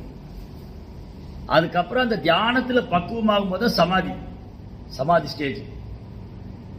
அப்போ 7ஆம் நிலை தியானம், 8வது நிலை தான் சமாதி. சரி, இப்ப நம்ம பக்தி யோகத்துக்கு வருவோம். இது அஷ்டாங்க யோகம். பக்தி யோகத்துல இப்ப நம்ம வந்து இஸ்கான் வந்துருக்கு. இஸ்கான் வந்த உடனே நம்ம டெம்பிள் ஒருத்தர் வந்த உடனே என்ன பண்ணுவோம், அதான் டெம்பிளுக்கு வந்துட்டாங்க, வந்தா என்ன பண்ணுவோம், இல்ல இல்ல இல்ல டெம்பிள்ல வந்தோடனே ஃபர்ஸ்ட் ஹரே கிருஷ்ணா ஜெபம் பண்ண வைப்போம், உட்கார வச்சு ஒரு மாலை கொடுத்து ஒரு மாலை செய்யுங்க. இது வந்து ஜப தியானம். அஷ்டாங்க யோகத்துல தியானம் எத்தனாவது நிலை, பக்தியில, அப்ப பக்தி தான் வருது. நீங்க 7வது நிலையில போறதுக்கு பக்தியில ஆரம்பம். அஷ்டாங்க யோகத்துல படிப்படியா படிப்படியா படிப்படியா அவன் புலன்களை கட்டுப்படுத்தி மனதை கட்டுப்படுத்தி இந்த பல்வேறு ரூல்ஸ் அண்ட் ரெகுலேஷன் ஃபாலோ பண்ணி தென் அவர் வந்து என்ன ஸ்டேஜுக்கு வராரு, தியானங்கிற நிலைக்கு வராரு. நம்ம இஸ்கான்ல வந்து ஜெபமாலையை கையில் கொடுத்து உட்காந்து பகவான் முன்னாடி நாம சொல்லுங்க, ஹரே கிருஷ்ணா கிருஷ்ண கிருஷ்ண ஹரே ஹரே, ஹரே ராம ராம ராம ஹரே ஹரே. அஷ்டாங்க யோகத்தோட 7வது நிலை பக்தியில ஆரம்பம். பக்தியில நான் கூட விளையாட்டுக்கு சொல்லுவேன், என்ன சொல்லுவேன்னா 7வது நிலை தியானம், பக்தியில ஆரம்பம். நம்ம தியானம் பண்ணி சமாதி நிலைக்கு போயிடுவோம். எப்போ ஜபம் பண்ணோடனே தூங்கிடுவோம். அந்த பக்தர் கோலவதாரமே போயிட்டா இருப்போம் இல்லையா, சாண்டிங் பண்ணி ஹரே கிருஷ்ணா ஹரே கிருஷ்ணா. எங்க போனாரு, கோலவதாரம் போயிட்டாரு. ஸோ அதனால கிருஷ்ணா கான்சியஸ்ங்கிறது வந்து கிருஷ்ண உணர்வு அல்லது கிருஷ்ண பக்திங்கிறது ஏன் ப்ராப்பர் டாப் மோஸ்ட் யோகான்னு சொல்றாரு. ஏன் இது டாப் மோஸ்ட் யோகம், ஏன் இது மிக உயர்ந்த யோகம்? எவ்வளவு புக்கு எழுதியிருக்காரு ப்ராப்பர். யோகத்தின் பூர்ணத்துவம், மிக உன்னதமான யோகம், மிக உயர்ந்த யோகம், பக்குவ நிலைக்கான வழி, எவ்வளவு புக்கு. அமைதியான வாழ்க்கை வழி, பிறப்புக்கு பிறப்புக்கும் அப்பால், ஆத்ம யோகம், இது எல்லாமே கிருஷ்ண கான்சியஸ் பேஸ் பண்ண புக். இதுல எல்லா இடத்துலையுமே பிரபுபாத் வந்து கிருஷ்ண உணர்வு உன்னதமானது, கிருஷ்ண உணர்வு மிக உன்னதமானது. அப்போ பாருங்க, இப்ப அஷ்டாங்க யோகத்துல 7வது நிலை பக்தியில ஆரம்பம். சரி, ஒரு ஞான யோகி என்ன பண்ணுவாரு? ஒரு ஞான யோகி வந்து பிரம்மத்தை ஆராய்ச்சி பண்ணி பண்ணி பண்ணி அவரோட முடிவுக்கு வர முடியாது. அப்ப கிருஷ்ணர் என்ன சொல்றாரு பகவத்கீதையில, ஒரு ஞானி என்ன பண்ணுவாராம்? ஒரு ஞானி வந்து இந்த பிறவில மட்டும் இல்ல, பற்பல பிறவிகளுக்கு அப்புறம் பகுனாம் ஜென்மனாம் வந்து வாசுதேவ சர்வமிதி, பகுனாம் ஜென்மனாம் வந்து ஞானவான் மாம் பிரபத்தியதே வாசுதேவ சர்வமிதி மகாத்மா சுதுர்லபா. ஒரு ஞானி பற்பல பிறவிக்கு அப்புறம் தான் இந்த பிரம்மத்துக்கு பரமாத்மாக்கு எல்லா ஆதாரம் வாசுதேவ கிருஷ்ணர். வாசுதேவன்கிறது வரதுக்கு அவன் பல பிறவி எடுக்கணும். இஸ்கான்ல வந்தோடனே சொல்லிடுவோம் கிருஷ்ணா முழுமுதல் கடவுள். இஸ்கான்ல வந்த உடனே இனிஷியலாவே தெரிஞ்சுக்கலாம் கிருஷ்ணா முழுமுதல் கடவுள். அப்ப ஞானத்தோட இறுதி, ஒரு ஞானி வந்து பற்பல பிறவிகளுக்கு அப்புறம் வாசுதேவன் தெரிஞ்சுக்கிறார். பிரபுபாத கருணையில வந்தோடனே தெரிஞ்சுக்கிறோம். பக்தியோகம் ஏன் உயர்ந்ததுன்னா, ஒரு ஞானி கூட வாசுதேவன் தான் எல்லாவற்றுக்கும் காரணம்னு தெரிஞ்சுக்கிறதுக்கு பல பிறவி எடுக்கணும். நம்ம பாகவதம் தெரிஞ்சோடனே ஓம் நமோ பகவதே வாசுதேவாய, ஸ்டார்டிங் அதுதான். பகவத்கீதை படிக்கும்போது ஓம் நமோ பகவதே வாசுதேவா, அந்த பகவான் வாசுதேவனை நான் வணங்குகிறேன், அங்கிருந்த ஸ்டார்டிங். அப்ப ஞானத்துடைய இறுதி பக்தியில ஆரம்பம், அஷ்டாங்க யோகத்துடைய இறுதி பக்தியில ஆரம்பம். அப்ப எல்லா யோகமும் பக்தியில தான் வந்து முடியணும். அப்பதான் அந்த யோக பூர்ண. ஒரு யோகி, ஒரு யோகியோ, ஒரு ஞானியோ, ஒரு அஷ்டாங்க யோகியோ, ஒரு தியான யோகியோ, அவர் வந்து பக்திங்கிற தளத்துக்கு வராத வரைக்கும் அந்த யோகம் பூர்ணத்துவம் அடையாது. அந்த யோகம் கம்ப்ளீட் ஆகாது, அது இன்கம்ப்ளீட் ஆகாது. அப்ப பிரபுபாத் நம்மளை எங்க கொண்டு உட்கார வச்சிருக்காரு இல்லையா? ஒரு பற்பல பிறவிக்கு அப்புறம் ஒரு ஞானி என்ன தெரிஞ்சுக்குவாரோ, பல தபங்கள் வருடத்துக்கு அப்புறம் ஒரு தியானத்துல எப்படி ஒருத்தர் பக்குவமா வரும், அது இனிஷியலாவே நம்ம கொடுத்துட்டேன் ஸ்டார்டிங்கே. பக்தி வந்து சாதாரண விஷயம் இல்லை. பக்தியினாலதான் கிருஷ்ணர் அடைய முடியும், பக்தியினாலதான் கிருஷ்ணர் உணர முடியும். பக்தி தொண்டால மட்டும்தான் கிருஷ்ணர் சொல்லிட்டார் தெளிவா, பக்தியாமாம் அபிஜானாதி, பக்தி தொண்டால மட்டும்தான், வேற எந்த முறையாலும் கிருஷ்ணரை உணர முடியாது. கிருஷ்ணரை புருஷோத்தமனான முழுமுதற் கவுடலாம் வேற எந்த யோகத்தாலும் உணர முடியாது. பக்தினால மட்டும்தான் தெளிவா சொல்லிட்டேன். பக்தி தொண்டுனா இப்ப நான் வந்த டைம்ல வந்து தொண்டு செய்ய போட்டு போய் ஆடு போயிடும். இப்போ வந்து வேலைக்கு ஆரம்பிச்சு தொண்டு செய்ய நிலைமையில போய் அப்படின்னா நம்ம இன்னும் பிரச்சாரத்தை அதிகரிக்கணும். பிரச்சாரம் அதிகரிச்சு இருக்கிற பக்தர்களுக்கு அந்த தொண்டோட மகிமை என்ன? இப்போ நீங்க வந்து சொன்னீங்க பக்திங்க உள்ள வந்து 8வது ஸ்டேஜ்ல வந்து 7வது ஸ்டேஜ் தியானம். நம்ம ஹரே கிருஷ்ணா மந்திரத்தை ஜபத்தை தியானமா பண்ணணும். ஆக்சுவலி அப்ப நம்ம ஜபம் பண்ணும்போது சொல்லிக் கொடுக்கணும், இந்த ஜபம் வந்து 10வது குற்றம் பகவான் நாமத்தை கவனக்குறைவாக உச்சரிப்பது குற்றமாகும். பௌதிக பந்தத்தின் காரணமாக புனித நாமத்தின் மகிமையை அறிந்திருந்தும் பூர்ண நம்பிக்கை இல்லாமல் இருப்பதும் பகவானின் புனித நாமத்தை கவனக்குறைவாக வச்சிருப்பதும் குற்றம். அப்ப சாண்டிங் வந்து பர்ஃபெக்டா பண்ணணும், அதை நம்ம ட்ரெயின் பண்ணணும், சொல்லிக் கொடுக்கணும். ஜபத்தை எப்படி தியானமா பண்றது சொல்லி தரணும். ஜபம் செஞ்சு அடுத்த ஸ்டேஜ் வந்து தொண்டு இல்லையா? தொண்டுனா என்ன, எந்த மாதிரி தொண்டு? ஜபத்தோடைய பர்பஸே வந்து கிருஷ்ணாட்ட பிரார்த்தனை பண்றதுதான். ஓ ராதாராணி, ஓ கிருஷ்ணா, என்னை எப்போ உங்க சேவையில வைங்க, நான் எப்போ உங்களுக்கு சேவை பண்ணிட்டே இருக்கணும். ஜபம் பண்ணும்போது அந்த மூடு, அந்த பாவம், ஜபம் பண்றது என்னன்னா பகவானே எப்போ நான் உங்க சேவையில் இருக்கணும் அப்படின்னு என்னது. அதுல பல்வேறு சேவைகள் இருக்கு. விக்கிரக சேவை, வைஷ்ணவ சேவை, அப்புறம் வந்து கோயில்ல பல சேவைகள் இருக்கு. புத்தக விநியோகம், பகவானுக்கு அலங்காரம் பண்றது, பிரசாதம் போகா சேவை, பிரசாதம் தயார் பண்றது, இதெல்லாம் சேவை தான். இந்த சேவையினால மட்டும்தான் கிருஷ்ணரோட நம்ம அன்பு பரிமாற்றம் பக்தியில மட்டும்தான் இருக்கு, வேற எந்த கோத்திலும் கிடையாது. ஒரு ஞானி எப்படி கிருஷ்ணருக்கு அன்பு பரிமாற்றம் செய்ய முடியும் இல்லையா? பகவானுக்கு ரூபம் இல்லைன்னு தியானிக்கிறவர் எப்படி அவர்கிட்ட அன்பு பரிமாற்றம் செய்ய முடியும்? பரமாத்மாவை நினைக்கிற ஒரு யோகி வந்து எப்படி அன்பு பரிமாற்றம் செய்ய முடியும்? அன்பு பரிமாற்றம்ங்கிறது பக்தியில மட்டும்தான் இருக்கு. வேற யாருமே, எந்த யோகியும் பகவான் அன்பு பரிமாற்றம் செய்ய முடியாது. பக்தர்கள் மட்டும்தான் அன்பு பரிமாற்றம் செய்யணும். அந்த அன்பு பரிமாற்றம் செய்யறோம். இப்போ நம்ம வீட்டில் டேட் இருக்கு, நான் வீட்டில் பண்ணிக்கிறேன், வீட்டில் இது பண்ணிக்கிறேன், ஆலயத்துக்கு போக மாட்டேன், ஆலயத்தில் கோஆப்ரேட் செய்ய மாட்டேன், அது எவ்வளவு முக்கியம்? அது ஆக்சுவலி அப்படி பார்த்தா பிரபுபாத் இஸ்கான் ஆரம்பிச்சிருக்காங்க. ஒருத்தர் அவங்க வீட்டிலே இருந்து பக்தி பண்ணிக்கலாம், அவங்க வீட்டிலே விக்கிர ஆராதனை பண்ணிக்கலாம்னா பிரபுபாத் இஸ்கான் ஸ்டார்ட் பண்ணிக்க வேண்டாம். ஸோ பக்திங்கிறது வந்து தனிப்பட்ட ரீதியில தனியா ஒரு ஆத்மா அனுபவிக்கிறது அல்ல. பக்தி என்பது பக்தருடைய சங்கத்துல வந்து பகவானுடைய புகழ் பாடுறது, அதுதான் சத் சங்கம். அந்த சத் சங்கத்துல வந்து பகவானுடைய புகழ் பாடும்போது, அது சத் சங்கத்துல வந்து பகவானை சேவை பண்ணும், அதுல கிடைக்கக்கூடிய ஆனந்தம், அதுதான் உண்மையான ஆனந்தம். தனியா ஒருத்தர் உட்கார்ந்து பஜனை பண்றாருன்னா அது வந்து ரொம்பலாம் நீடிக்காது. அதை வந்து கண்டிக்கிறாரு பக்தி சித்தாந்த் மகாராஜ், பக்தி சித்தாந்த் சரஸ்வதி தாக்கூர். என்ன மாதிரி பக்தர் நீ தனிமையில் இருக்க விரும்புற? ஸோ தனிமையில் இருக்க எப்பவுமே நீங்க பாருங்க, எந்த பக்தருமே தனிமையில் இருக்க மாட்டாங்க. சைத்தன்ய மாப்பிள்ளை சாக்களாக இருக்கட்டும், கிருஷ்ணருடைய நண்பர்களாகட்டும், பக்தி யோகம்னாலே எல்லாரும் கூடி இருந்து சேவை பண்றதுதான். நம்ம சம்பிரதாயத்தில் மட்டும் இல்ல, ஈவன் ராமானுஜ சம்பிரதாயத்தில் கூட பக்தர்கள்லாம் கூட்டமா போய் பகவானை சேவிப்பாங்க. ஸோ அப்போ வந்து உற்சாகம் பிறக்கும். சேவைகளை இப்போ கோயில் எதற்காக? கோயில்ல வந்து உற்சாகம், உற்சவங்கள் மூலமா உற்சாகம். இப்ப ரத யாத்திரை பண்றோம், ரத யாத்திரையா பண்ணணும், பக்தர்களுக்கெல்லாம் வாய்ப்பு கிடைக்குது. வைஷ்ணவருக்கு சேவை பண்றதுக்கு, பகவானுக்கு சேவை பண்றதுக்கு, பொதுமக்களுக்கு சேவை பண்றதுக்கு, பிரச்சாரம் பண்றதுக்கு. அப்போ இந்த மாதிரி எண்ணற்ற பண்டிகைகள், திருவிழாக்கள் ஆச்சாரியர் ஏற்படுத்தியிருக்காங்க. ரத யாத்திரை, ஜென்மாஷ்டமி, ராமநவமி. இப்ப தனியா வீட்டுல உட்காந்து எப்படி ஜென்மாஷ்டமி பண்ண முடியும் இல்லையா? இப்போ யாருக்கும் பர்த்டேன்னு கேக் கொடுத்தாங்க, யாருமே கூப்பிடல, வீட்டுல மட்டும் கேக் வச்சு அவங்களே சாப்பிட்டா நல்லா இருக்குமா? அப்ப என்ன பண்ணணும்? ஷேர் பண்ணணும். நம்ம சந்தோஷம் எப்ப அதிகரிக்கும்? ஷேர் பண்ணாதான் அதிகரிக்கும். சந்தோஷத்தை எனக்குள்ளே வச்சுக்கிட்டா அது எனக்கு அது முழுமையா அனுபவிக்க முடியாது. அப்ப என்ன பண்றேன்?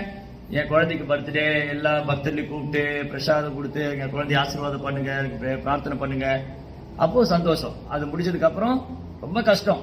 ஏன்னா எல்லா பக்தரும் வருவாங்க, வீடை சுத்தப்படுத்தணும், பிரசாதம் ரெடி பண்ணணும், அவங்க போனதுக்கு அப்புறம் அதை கிளீன் பண்ணணும், இவ்வளோ எஃபர்ட் எடுத்துக்கிட்டாங்க. ஆனா ஒரு விஷயத்துக்காக, எதுக்கு? இவங்களோட ஆசீர்வாதம் கிடைக்கும். பக்தர் வந்து எங்க வீட்டுல பிரசாதம் சாப்பிட்டாங்க, ஆசீர்வாதம் பண்ணாங்க. அப்ப இவ்வளவு ஹோல் டே பண்ண கஷ்டம் எல்லாமே அந்த ஒரு ஆசீர்வாதத்துல திருப்தி அடைஞ்சிடும். அப்படிதான் இது. யாருமே கூப்பிடல, சிம்பிளா ஒரு கேக்கை வெட்டி நம்ம ஒட்டி வீட்டுல சாப்பிட்டு, அது வந்து என்ஜாய்மெண்ட் இல்லையே, அது அனுபவிக்க முடியாது. அதனால அனுபவிக்கிறதுனா பகவானுக்கு சேவை செய்து அதை அனுபவிக்கணும், பக்தர்கள் சங்கத்திலிருந்து பண்றது, அது ரொம்ப ரொம்ப இம்பார்ட்டன்ட். அப்ப பிரபுபாருக்கு என்ன சொல்றாரு? உபதேசாமிர்த புக்ல சொல்றாரு பிரபுபார், 6 விதமான அன்பு பரிமாற்றத்தை இஸ்கானை இயங்கிட்டு இருக்குங்கிற. ததாதி பிரதிகிருஜாதி குஹ்யமாக்கியாதி பிரச்சதி புஞ்சதே போஜதே சைவ சாத்விதம் பிரீதி லட்சணம். இஸ்கான் எப்படி இயங்குதுன்னா இந்த 6 விதமான அன்பு பரிமாற்றத்துல பக்தர்கள் ஒருத்தர் பரிசு கொடுக்கறது, பரிசு ஏற்றுக்கொள்றது, பிரசாதம் கொடுக்கறது, பிரசாதம் ஏற்றுக்கொள்றது, தன் மனதில் இருக்கிற விஷயங்களை வெளிப்படுத்துறது, அதை அவர் கேட்டுட்டு அதுக்கு சொல்யூஷன் கொடுக்கறது. இதுதான் 6 அன்பு பரிமாற்றம். மக்களுக்கு இந்த வாய்ப்பு கொடுக்கறதுக்காகவே இஸ்கான் நிறுவப்பட்டதுங்கிறார். மக்களுக்கு வந்து இந்த அன்பு பரிமாற்றம் பண்றதுக்கு வாய்ப்பு கொடுக்கறது தான். இங்க வரணும், அவங்க கிருஷ்ணருக்கு சேவை பண்ணணும், பரிசு பொருட்களை கொடுத்துக்கலாம், அன்பு பரிமாற்றம் பண்ணிக்கலாம். அதுக்கு ப்ராப்பர் அழகா சொல்றேன். இஸ்கான்ல வந்து நம்ம எல்லாரும் இன்வைட் பண்றோம், நம்ம பிரசாதம் கொடுக்குறோம், ஒரு டொனேஷன் கொடுக்குறாங்க, அப்ப அன்பு பரிமாற்றம் இருக்கு இல்லையா? அவங்க வந்து சாமிஜி அடுத்த வாரம் சண்டே ப்ரோக்ராம் நாங்க பைசா கொடுக்குறோம், எங்களுக்கு பிரசாதம் கொடுங்க எல்லாருக்கும் பிரசாதம் கொடுங்க. அப்போ அன்பு பரிமாற்றம் தொடங்கிடுச்சு. ஸோ அன்பு பரிமாற்றம் தொடங்கினா ஆட்டோமேட்டிக்காக கிருஷ்ண பக்தி அதிகரிக்கும். ஏன்னா கிருஷ்ணர் சென்டரா இருக்கு. ஸோ அதனால இந்த அன்பு பரிமாற்றம் வந்து இஸ்கான்ல வந்து இஸ்கான் ஒன்று இருந்தால் தான் அன்பு பரிமாற்றம். வீட்டில் உட்காந்து எனக்குனாலே அன்பு பரிமாற்றம் பண்ணிக்க முடியாது இல்லையா? பக்தியை வந்து பகிர்ந்துக்கும். பக்தியை பகிர்ந்துக்கும் போது அந்த ஆனந்தத்தை அனுபவிக்க முடியும். அதனால இந்த அன்பு பரிமாற்றம், இந்த ஆனந்தம் யோகிகளுக்கும் ஞானிகளுக்கும் கிடைக்காது. அது பக்தர்களுக்கு மட்டுமே உரித்தாரு. அதனாலதான் பிரபுபாதர் வந்து இவ்வளவு சிரமப்பட்டு இவ்வளவு சென்டர்ஸ் எஸ்டாப்ளிஷ் பண்ணாரு. இந்த இப்ப பாருங்க, உலகம் முழுதும் சென்டர் இருக்கு. இங்க மக்கள் வர்றாங்க, பகவானை பத்தி கேட்கறாங்க, பிரசாதம் சாப்பிடுறாங்க, சேவை பண்றாங்க, அவங்களுக்கு பக்தரோடு கனெக்ட் ஆகுறாங்க. அப்ப அவங்களுக்கு சேவை பண்ற பாக்கியம் கிடைக்குது, அவங்களுக்கு பக்தராக வாய்ப்பு கிடைக்குது கிருஷ்ணரை பத்தி கேட்கறதுக்கு, சேவை பண்றதுக்கு. ஸோ இஸ்கான் ஒன்று இல்லைன்னா ஓகே, நீங்க அவங்க வீட்டில இருந்து பக்தி பண்ணுங்க பிரபுபாதர் சொல்லியிருந்தா, அப்போ மக்களுக்கு எப்படி கிடைக்கும்? மக்கள் எங்க வந்து சேவை பண்ணுவாங்க?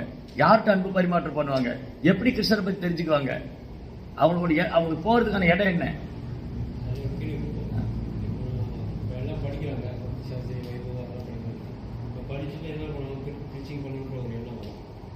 தனியாக போய் பண்ணோம்னா அந்த நபருக்கு அட்ராக்ஷன் ஆகும்.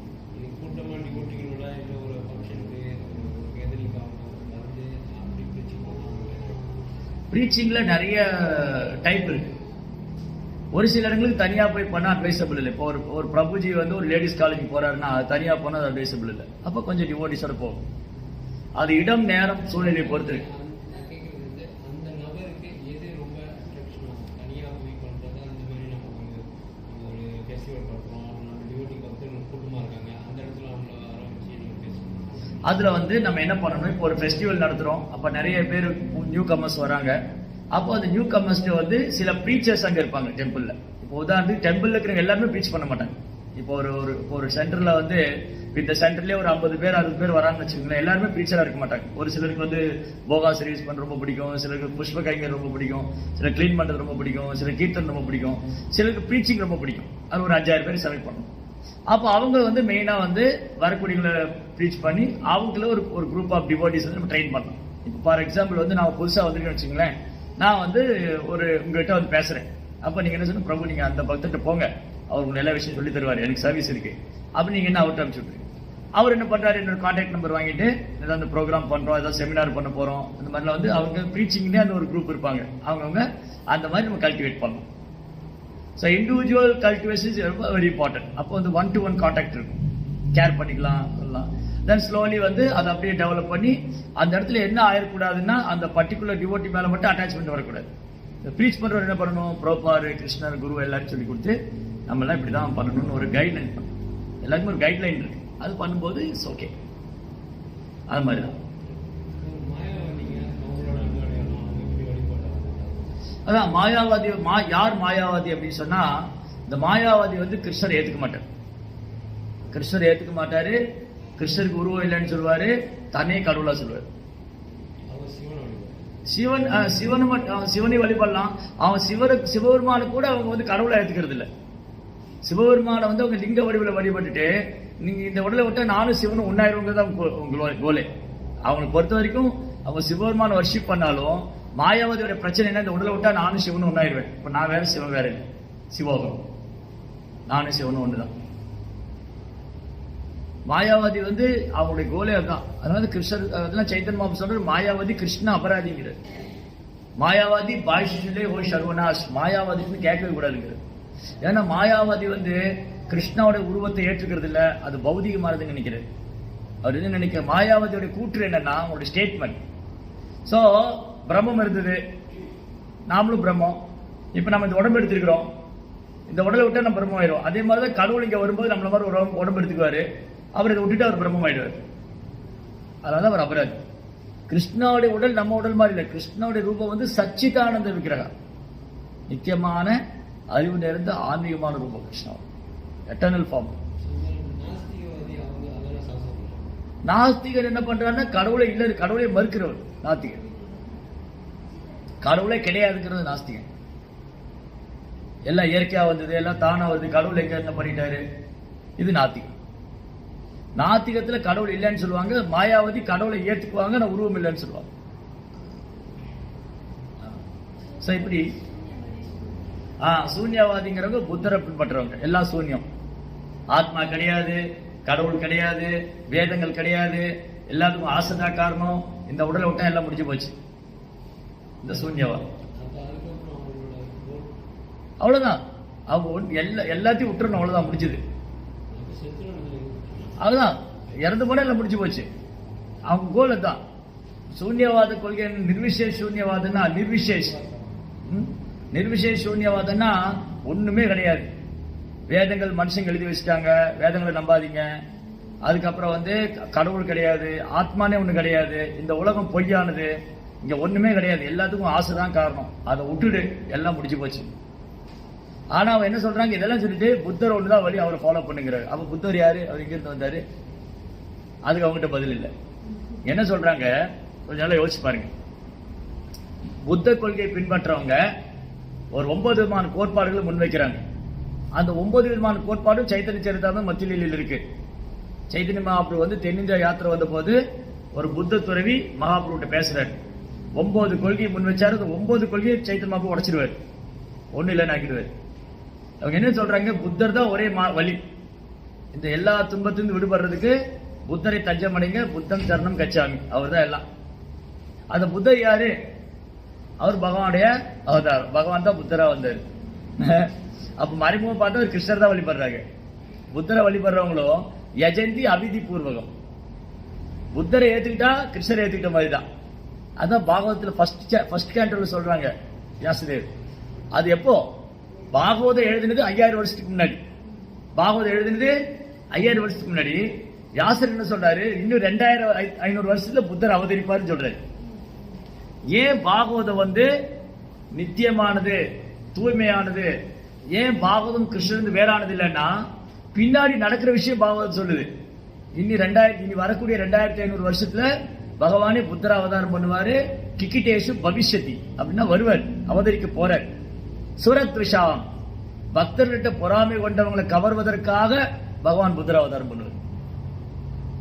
பக்தர் மேல யார் பொறாமை கொண்டு கடவுளே கிடையாதுன்னு சொல்றாங்களோ அவங்களையும் கவர்வதற்காக பகவான் புத்தர். இப்ப என்ன, அவங்க பூரா புத்தர் பின்னாடி போனாங்க. யாரெல்லாம் கடவுள் இல்லைன்னு சொன்னாங்களோ, யாரெல்லாம் வேதம் இல்லைன்னு சொன்னாங்களோ, அவங்கள என்ன பண்ணாங்க, புத்தரை சரணடைச்சாங்க. புத்தர் யாரு? கிருஷ்ணா இல்லையா? அவ்வளவுதான். அதனால இதுதான் பாயிண்ட். அப்ப என்ன பாத்தீங்கன்னா, என்ன பார்க்கணும்னா இதுல முக்கியமா இவ்வளவு தத்துவங்கள் இருக்கு. நிர்விசேஷம், சூன்யவாதம், மாயாவாதம், பிரம்மவாதம், நாஸ்திகம், இதுல எல்லாம் பிரபுபா நம்மளை காப்பாத்திருக்கு. இவ்வளவு என்ன சொல்லிருக்குன்னா, சைத்தன்ய சரிதாமத்துல முதலை தத்துவம், crocodile philosophy, முதலையிட்ட மாட்டினா தப்பிக்க முடியாது இல்லையா? நீங்க கங்கையில போன நிறைய முதலை எல்லாம் இருக்கும். அந்த முதலையிட்ட மாட்டினா பினிஷ்டு, முடிஞ்சது. ஆனா பிரபுபார் காப்பாத்திட்டாரு. இந்த முதலைகிட்ட எல்லாம் நம்ம மாட்டிக்காத காரணம் பிரபுபாரை ஃபாலோ பண்றதுனால, பிரபுபாதருடைய தாமரை பாதங்களை சரணடைஞ்சதுனால. பிரபுபாடைய புத்தகத்தை யார் சின்சியரா படிக்கிறாங்களோ அவங்க யாருக்கு வேணா சவால் விடலாம். அவன் மாயாவாதியா இருந்தாலும் சரி, பௌதிகவாதியா இருந்தாலும் சரி, நாத்திகனா இருந்தாலும் சரி, விஞ்ஞானி யார் வேணாலும் வரட்டும். யாரா இருந்தாலும் ஒரு டிவோட்டி சேலஞ்ச், ஜெய் ஸ்ரீ கௌர்நிதாய் கி பிரபுபாத், ஒரு டிவோட்டி சேலஞ்ச் பண்ணலாம். பிரபுபாதே சொல்றாரு, we are not scientists but we can challenge scientists because Krishna is with us. நாங்க விஞ்ஞானிகள் கிடையாது, ஆனா விஞ்ஞானிக்கு நான் சவால் விடுவேன், ஏன்னா கிருஷ்ணர் எங்க பக்கம் இருக்காரு. அந்த மாதிரி பிரபுபாத் கான்பிடண்டா. பிரபுபாதா இந்த பூமியில வந்தது கிருஷ்ணரே பரம புருஷோத்தமனான முழுமுதற் கடவுள் ஸ்தாபனம் பண்றது, காம்ப்ரமைஸே கிடையாது. அதனால எப்பேற்பட்ட நபர்களுக்கு நம்ம பதில் சொல்ல முடியும். பிரபுபாத் புத்தகத்தை மட்டும் சின்சியரா படிச்சுட்டு இருக்கோம் எவ்ரி டே, நித்தியம் பாகவத சேவையா, தினமும் பகவத்கீதா, பாகவதம், ஏதோ ஒரு பிரபுபாத் புக்கு, சின்ன புக்கு கூட போதும். அது சின்ன புக்கு ஒரு ஆட்டம் பாம் மாதிரி. அது அந்த ஆயுதம் சின்னதா தான் இருக்கும், ஆனா அந்த இடமே பினிஷ் ஆயிடும் இல்லையா? அணு ஆயுதம் போட்ட உடனே அந்த ஏரியாவே எல்லாம் போயிடும். அந்த மாதிரி பிரபுபாவுடைய சின்ன புக்கு போதும் இந்த கொள்கையெல்லாம் முறியடிக்கிறது. சவால் ஒரு புக்கு இருக்கு, ராஜ வித்யா, எவ்வளவு புக்கு, சின்ன சின்ன புக்கு தான். மூர்த்தி சின்ன, கீர்த்தி பெருசு, சின்ன சின்ன புக், 10-20 பக்கம் தான் இருக்கும். கிளியரா அடிச்சிருப்பார் பிரபுபாத். எப்பேற்பட்ட ஆள் வந்தாலும் பதிலே சொல்ல முடியாது, சரண்டர் ஆயிதான். அந்த மாதிரி வந்து Prabhupada gave everything in his book. அவர் புத்தகத்துல எல்லாமே கொடுத்துட்டாரு. அவர் சொல்லாத விஷயம் இல்லை, அந்த புக்கில் இல்லாத விஷயமும் இல்லை. அதனால நம்ம யாருக்கு வேணா சேலஞ்ச் பண்ணலாம். ஸோ ஆக்சுவலி நம்மளுடைய மூடு வந்து சேலஞ்ச் பண்றது இல்லை. இதெல்லாம் சொல்லி அவங்க நீங்க எல்லாம் மாட்டிக்காதீங்க, இதுல போய் இந்த மாதிரி விஷயங்களை போய் மாட்டிக்காதீங்க, ரோபாட்ட வாங்க, எல்லாம் கிளியரா இருக்கும் நம்ம லைஃப். இந்த ஹைவே ரோடு மாதிரி நேரா போயிட்டே இருக்கலாம். சைத்தன்ய அந்த மகாபிரபு வந்து ஸ்ரீவாஸ் பண்டிதர். ஸோ நித்யானந்த பிரபு வராத முன்னுக்கு வந்து அவர் டீச்சிங் ஆரம்பிக்க மாட்டார். ஸோ அந்த வீட்டில் மட்டும்தான் நைட்டு பஜனை பண்ணுவாங்க. ஸோ அந்த வீட்டில் சொல்லுவாங்க எத்தனை மணிக்கு ஸ்டார்ட் பண்ணுவாங்க, எந்த மாதிரி பண்ணுவாங்க. ஸோ இது ரொம்ப அழகான லீலை. சைத்தன்ய மகாபிரபு சாக்ஷாத் முழுமுதற் கடவுள். சைத்தன்ய மகாபிரபு முழுமுதற் கடவுள்னு ப்ரூவ் பண்ணியிருக்கு சைத்தன்ய சரிதாமிரத்துல. சரி, அந்த லீலை நம்ம அப்புறம் பேசுவோம். சைத்தன்ய மகாபிரபு ஏன் முழுமுதற் கடவுள் பார்க்க, சைத்தன்ய மகாபிரபு ஏன் முழுமுதற் கடவுள்? நிறைய பேர் ஆர்கியூ பண்ணலாம். அவர் வந்து ஒரு பக்தர் தானே, அவரோட ஒரு சாதாரண மனிதரை போல தானே இருந்தாரு. பட் ஆனால் கன்ஃபார்ம் பண்ணிருக்கு சைத்தன்ய சரிதாமிரம், சுப்ரீம் காடே.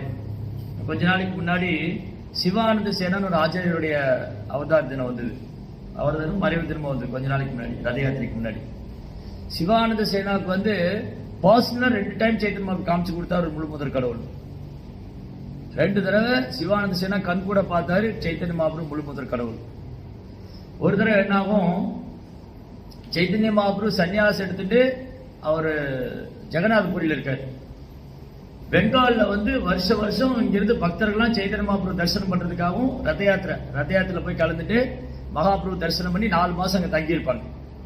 அப்போ ஒரு தடவை சிவானந்த சேனா பக்தரோட எல்லா வைணவரோடையும், சிவானந்த சேனா வந்து வைஷ்ணவ சேவை ரொம்ப அழகா பண்ணுவார். எல்லா வைணவர்களையும் ஒருங்கிணைத்து அந்த போக்குவரத்து செலவு பிரசாதம் எல்லாம் அவரே கூட்டின்னு போவார். பெங்கால்ல இருந்து கிட்டத்தட்ட 400-500 பக்தர், ஆயிரக்கணக்கான பக்தர்களை கூட்டின்னு போவார், யாத்திரை கூட்டின்னு போவார். அவங்க தங்கறதுக்கு இடம், பிரசாதம் எல்லாமே டேக் கேர் பண்ணிக்குவார். போட்டுக்கு டிராவல் பண்றது, கங்கையை கடக்கிறது, எல்லா போக்குவரத்தும் பார்த்துக்குவார். வைஷ்ணவ சேவை அவ்வளோ பிரியமா பண்ணுவார். அப்போ வருஷம் சிவானந்த சேனா என்ன பண்ணாரு, மகாபிரபு பார்க்கறதுக்காக பக்தர்கள்லாம் அழைச்சிட்டு அவர் யாத்திரை போவார் பூரிக்கு. அப்போ ஒரு நாள் சைத்தன்ய மகாபிரபு சொன்னாரு, அடுத்த வருஷம் நீங்க வர வேண்டாம், அடுத்த வருஷம் நீங்க பூரிக்கு வர வேண்டாம், நான் பெங்கால் வருவேன், நான் வந்து பெங்கால் வரணும்னு இருக்கேன், நான் வந்து உங்களை சந்திக்கிறேன், நீங்க சிரமப்பட்டு அங்கிருந்து வர வேண்டாம், நானே பெங்காலுக்கு வர போறேன்னு. சரி, எல்லாரும் மகாபிரபு சொல்லிட்டாருன்னு அடுத்த வருஷம் பூரி போகல, எல்லாம் பெங்கால்ல இருக்காங்க. நாட்கள் ஆயிட்டே இருந்ததுக்கு மகாபிரபு வரவே இல்லை. நாட்கள் போயிட்டே இருந்தது, மகாபிரபு வரல. இப்ப மகாபிரபு வருவாரா, வரமாட்டாரா, இல்ல ஆல்ரெடி வந்துட்டு இருக்கிறாரா, இல்ல வந்துட்டு போயிட்டாரா, ஏன்னா யாருமே பார்க்கல அவரு.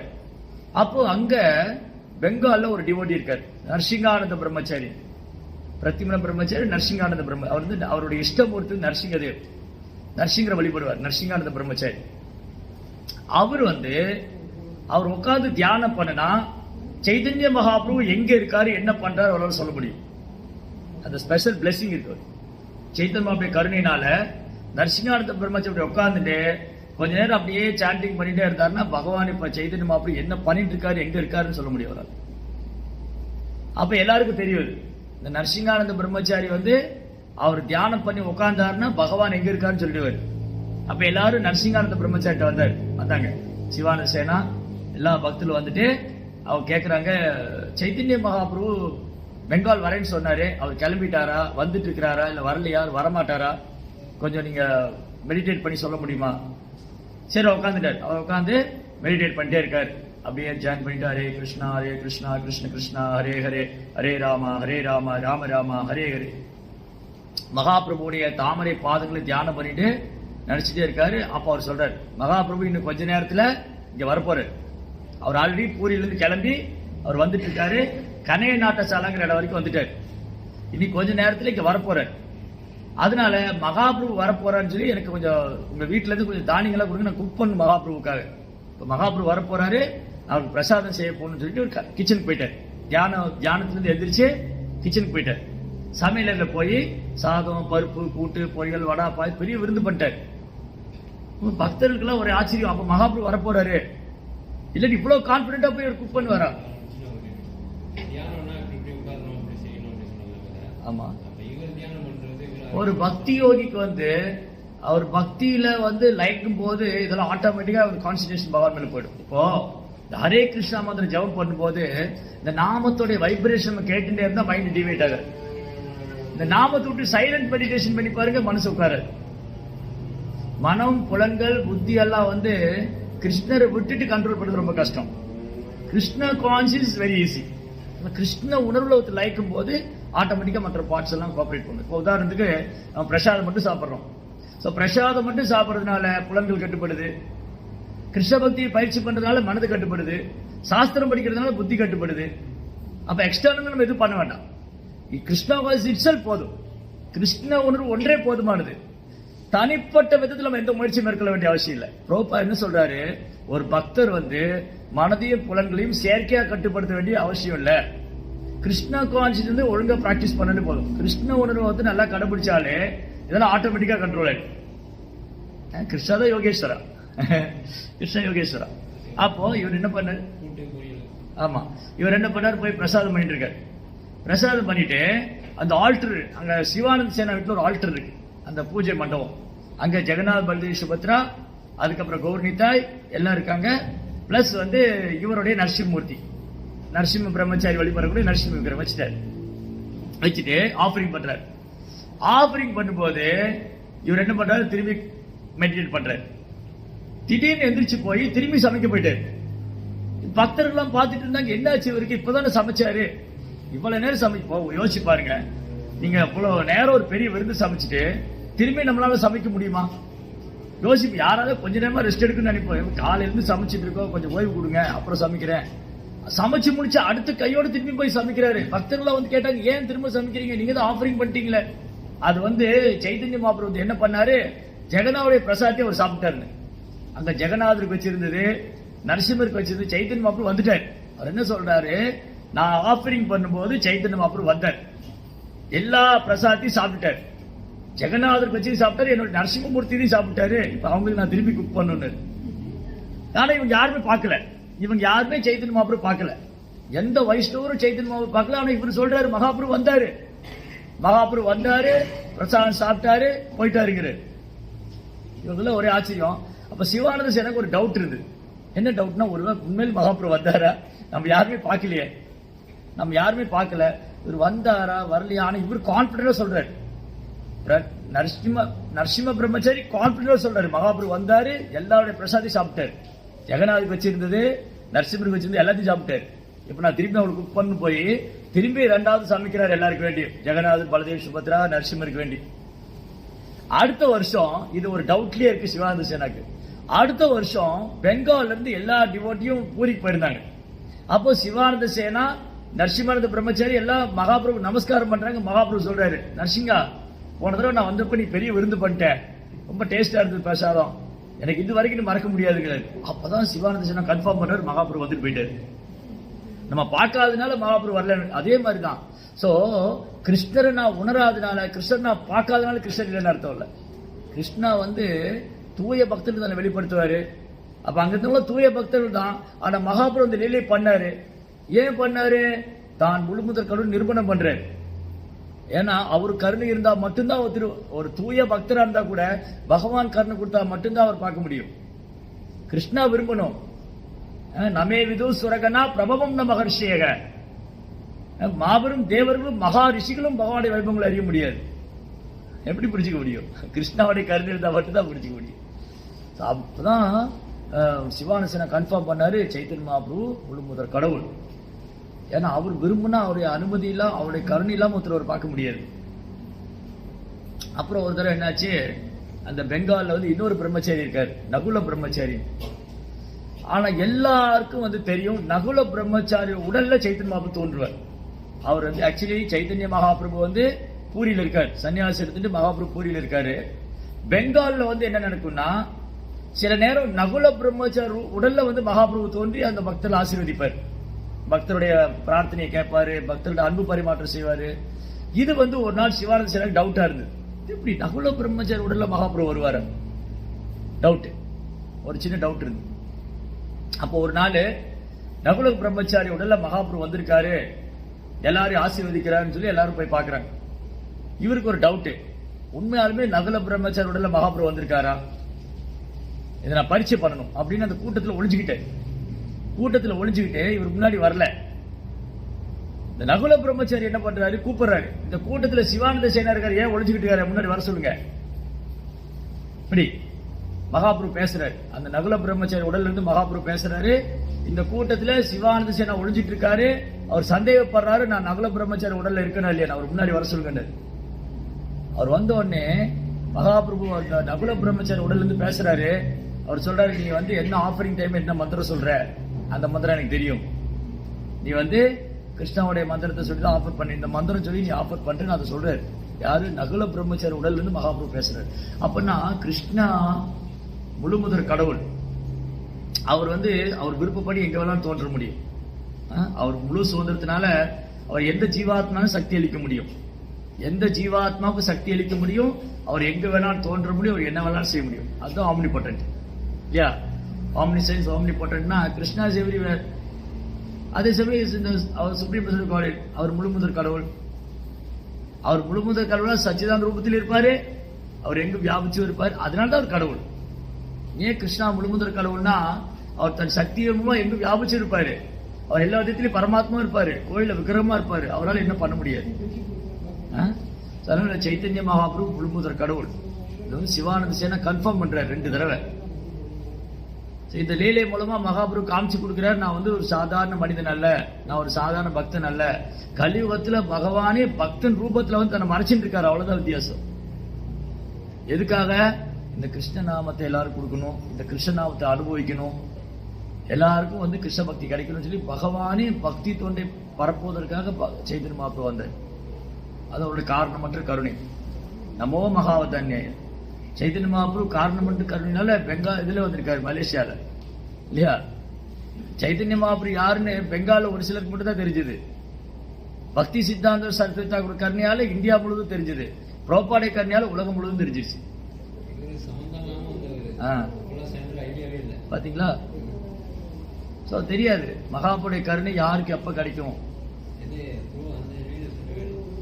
மகாபுடைய கருணை பக்தர்கள் மூலமா தான் கிடைக்கும், பிரபுபார் மூலமா கிடைச்சது. இது ஸ்ரீவாஸ் தாக்கூர். ஸ்ரீவாஸ் தாக்கூர் வீட்டுல நிறைய லீலைகள் நடக்கும். சைதன்ய மகாபிரபு அவர் வந்து நிமாய் பண்டிதரா ஒரு லீலை பண்ணிட்டு இருந்தார். டைம் ஆயிடுச்சா எல்லாருக்கும்? போலமா வெயிட் பண்றீங்க? ஒன்றும் பிரச்சனை இல்லையா? ஆல்ரெடி மணி 9:15 ஆயிடுச்சு. ஓகே, நான் ஷார்ட்டா சொல்றேன். ஸோ சைத்தன்ய மகாபிரபு நிமாய் பண்டிதரா இருந்த போது அவர் ஒரு கம்பீரமான பிராமணரா வளம் வந்தார். நவதீப்ல வந்து ஒரு மிடுக்கான அவர் கிருஷ்ணகாந்தி, அது வந்து அவர் சங்கீர்த்தன நிலையை தொடங்கல, சங்கீர்த்தனம் தொடங்காம ஒரு மிடுக்கான பண்டிதரா வந்தார். அதுக்கப்புறம் அவர் ஈஸ்வரபூரியை சந்திச்சு வந்ததுக்கு அப்புறம் தான் கயால போய் ஈஸ்வரபூரி பிரபுபாரை சந்திச்சு வந்ததுக்கு அப்புறம் தான் அவர் கிருஷ்ணகாந்தி அது பிரேமத்தை வெளிப்படுத்துறாரு. அப்ப நித்யானந்த பிரபு வந்து விருந்தாவன்ல இருந்தார். நித்யானந்த பிரபு நித்யானந்த வந்து குரு தத்துவம். நித்யானந்த பிரபு என்ன பண்றாரு, மகாபிரபு சங்கீர்த்தனம் தொடங்குற வரைக்கும் நான் தொடங்க மாட்டேன்னு அவர் வந்து பகவான் லீலைகள் அனுபவிச்சுட்டு இருக்காரு. ஏன்னா ஆர்டர் வந்து அங்கிருந்து வரணும். ஏன்னா சைத்தன்ய மகாபிரபு ஜெகத்குரு, இந்த உலக அகில குரு, கிருஷ்ண மந்திர ஜெகத்குரு. அப்ப சைத்தன்ய மகாபிரபு ஆர்டர் வரணும். அதனால பிரச்சாரம் பண்றதோ சேவை பண்றதோ வந்து உயர்ந்த அதிகாரத்திலிருந்து வரணும். நித்யானந்த பிரபு என்ன பண்ணிட்டு இருந்தாரு, அவரு கிருஷ்ண உணர்வு அனுபவிச்சுட்டு இருந்தாரு விருந்தாவன்ல. சைதன்ய மகாபிரபு நாமசேகர் தொடங்கணும்னே அவர் வந்து ஜாயின் பண்ணிட்டாரு. அப்ப ஸ்ரீவாஸ்தவர வீட்டுல நித்தியமா தினமும் நாமசேகர் லீலைகள் நடக்கும். நிறைய லீலைகள் நடந்திருக்கு. அப்போ நித்யானந்த பிரபு கூட்டு மகாபிரபு சொல்லி நீங்க போய் கிருஷ்ண பக்தியை பிரச்சாரம் பண்ணுங்க. ஆமா, 24 hours நடக்கும், நான் ஸ்டாப்பா. பக்தர்கள் மட்டும்தான் அனுமதி, பக்தர்களாகவும் அனுமதி கிடையாது. யார் வந்து பக்தி தொண்டு ஏத்துட்டு இருக்காங்களோ அவங்க மட்டும்தான் உள்ள அனுமதிப்பாங்க. பக்தி தொண்டு ஏத்துக்காத உள்ள அனுமதியே கிடையாது. ஆமா, கர்த்தால் மிருதங்கம் எல்லாம் உண்டு. அப்போ ஒரு பிராமணர் என்ன பண்ணாரு, அவருக்கு ரொம்ப ஆசை, ஒரு பிரம்மச்சாரி, அவர் லைஃப் லாங் வந்து நைஷ்டிக பிரம்மச்சாரியம், பிரம்மச்சரிய விரதத்தை ஸ்ட்ராங்கா கடைபிடிக்கிறாரு. பால் மட்டும் தான் குடிக்கிறாரு, வெறும் பால் மட்டும் குடிச்சிட்டு பிரம்மச்சரிய வந்து பிராமண இது வந்து சின்சியரா ஃபாலோ பண்றாரு. அவர் என்ன நினைச்சாரு, இந்த சைத்தன்ய மகாபிரபு இயக்கத்துல வந்து கீர்த்தனம் பாடிட்டு இருக்காங்க, ஒரு நாள் போய் பார்க்கலாமே என்னதான் கீர்த்தனம் பண்றாங்கன்னு. அப்ப ஸ்ரீவாஸ் தாக்கூர்ட்ட வந்தாரு. ஸ்ரீவாஸ் தாக்கூர்ட்ட வந்துட்டு எனக்கு அனுமதி கிடைக்குமா அவங்க உள்ள வர்றதுக்கு? ஸ்ரீவாஸ் தாக்கூர் சொன்னாரு, மகாபிரபு அனுமதி கொடுக்க கூடாது.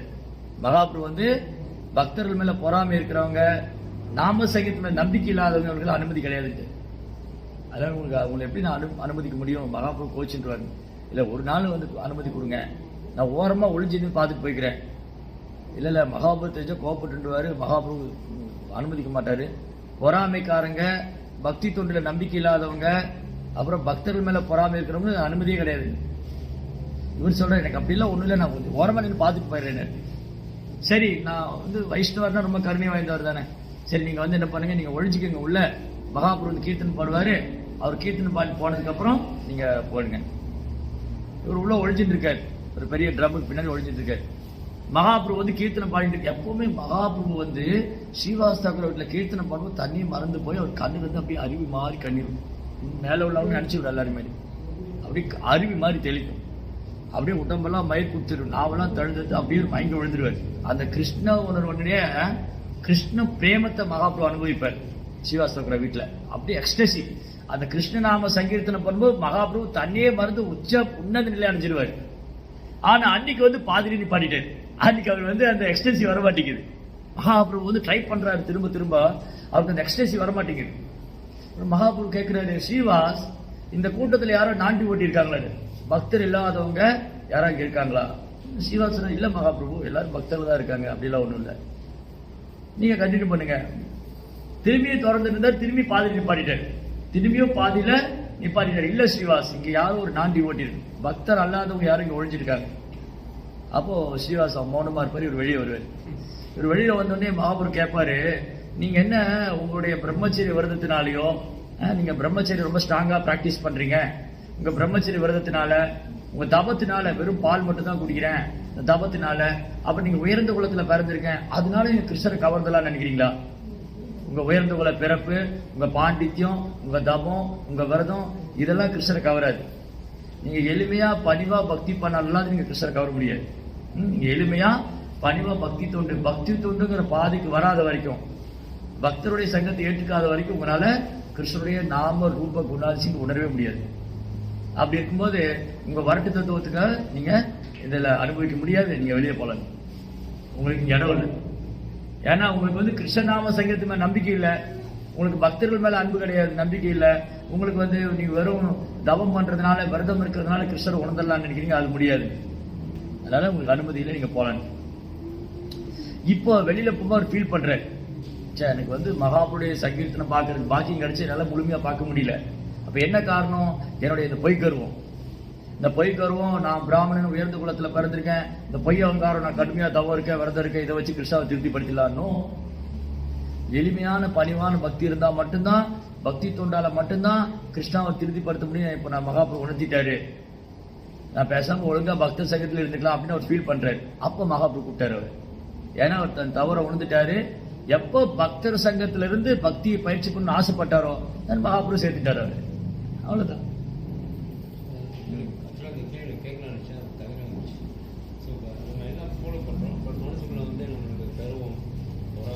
வரக்கூடாது, வரக்கூடாது. எங்க தொடங்கணுமோ அங்கேயே இருப்போம், எங்க ஸ்டார்ட் பண்ணணுமோ அங்கேயே தான் இருப்போம்.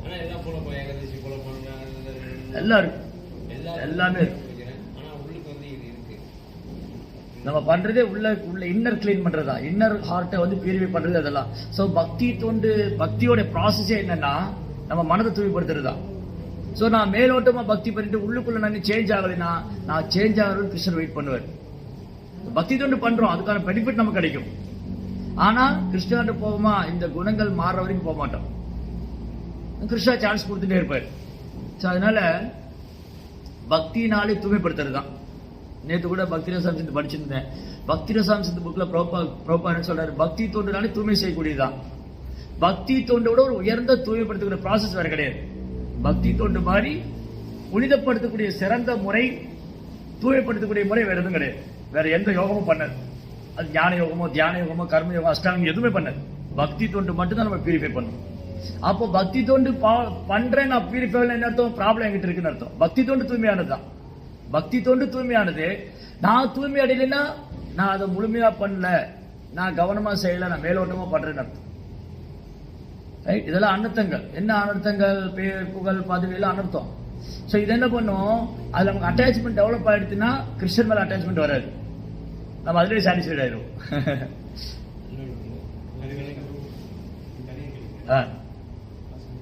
எஸ், நம்ம டைம் ஆயிடுச்சு, நம்ம டிஸ்கஸ் பண்ணலாம்.